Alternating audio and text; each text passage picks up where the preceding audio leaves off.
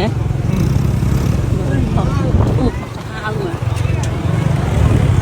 Ôi tự băng dầu đâu ấy. Bực bộp đó.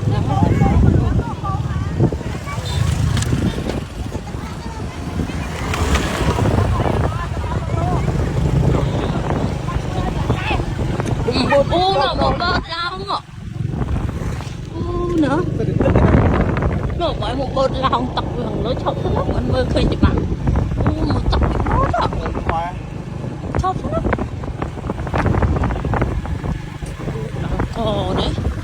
Bực mấy trôi ngon nổi lo lửa. Ô nó một bớt ạ.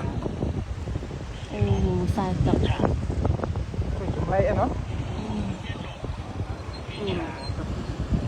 Tự đo lưu mị không? Ô nó bởi mua được bớt ạ. Kìa. Ô nó một bớt ạ. Ô này. Ô chả.